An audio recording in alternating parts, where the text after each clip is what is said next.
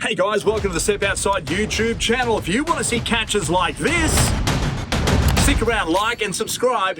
Here's what's coming up.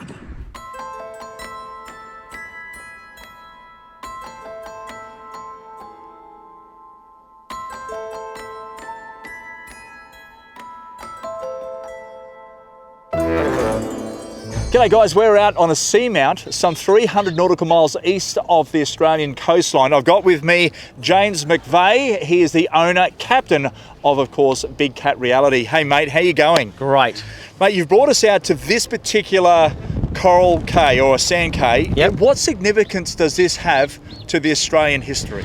So this coral cay is actually the site where Matthew Flinders and another 80 guys were wrecked for up to 6 weeks. They run aground out here in the dark, made their way across the reef and made their way to this sand cay here, where they basically got a longboat together. He got 13 guys, and the amazing story when he actually rowed and sailed back to Botany Bay, got another big square rigger, came back and saved all the guys. So mate, to me this looks like concrete or a really bad metal that's been jagged up. What is it? Definitely. So it's actually called beach rock. It's a natural chemical reaction that's been made up of formation over many thousands of years, a combination of the bird droppings mixing with the salt water and the lime out of the coral, which makes a chemical reaction and then forms this really hard, basic beach rock. And as you can see, it's layer over layer, and over the years, the weathering, it just becomes these big, jagged, granite style, beach rock that would just munch up a ship overnight. I look at this here because this has got the a lot of rock, shells. It's got bird crap on it, and Yep. of course, the formation of this in 1,000 years Definitely. could well and truly be some of this, because you can see the small particles in amongst all of this Most definitely. material. I'm pretty sure the way it's forming, so that's formed on the sand cay, as you can see the loose stuff.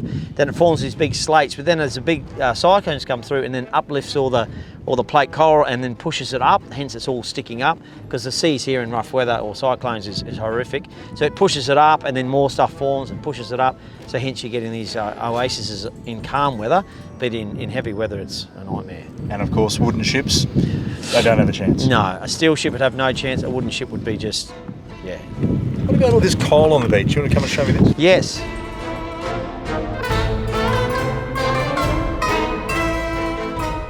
Here we go, Paul.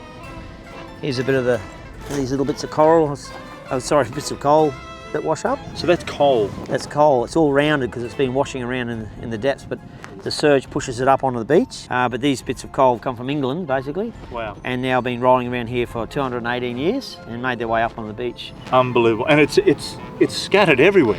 It is. These little bits, the bigger bits are down deeper. There's another bit here buried, you can see that, I don't know how big that bit is, but quite a big lump. Whoop, there it is. Wow. See, it's coal. It's definitely coal. Looks like black rock, but it's actually coal. And ironically, right next to it is a little piece of copper plating that would have come off the hull of these ships, because they had the copper lining on the outside of the hull to try and stop worm. Wow. So that's still here, and all the other stuff would have been smashed apart. But this stuff, if you hunt around, there's lots of little relics hiding right in front of you. So Jimmy, in your view, if Matthew Flinders didn't hit this reef and hit a reef where there was no sandy cay, or he didn't make it back to Botany Bay after rowing that amazing distance, Yep. where would Australia be now? Well, two things, I guess. If this sand cay wasn't naturally formed here the night they hit this reef, there would be no shelter. There's no way anyone would have survived the perils of the sea out here. This They wasn't would- mapped. There's Oh nothing. no, 100%. No, it comes out of 2,000 metres of water. It would be unpredictable. It's just undiscovered. And they were unlucky to hit the reef, but very lucky that this safe haven was here for survival.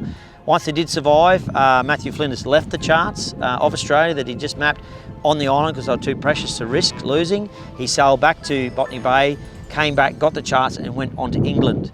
However, before he left, he did leave instructions for the craftsmen and the shipwrights that were on the island to build a second little boat and make their way back to Botany Bay. He gave them the lat long and said, if I'm not back in 6 weeks, head to Botany Bay with my charts. So he had a backup plan, so who knows what would have happened, but he did make it back, then sailed all the way back to England, with many stories on the way, to be honest, but he finally got back to the Admiralty, got it stamped, and he was the one that pushed to have Australia named Australia. Quite a lot of the other guys had other ideas, but he was the guy that really made sure Australia was called Australia.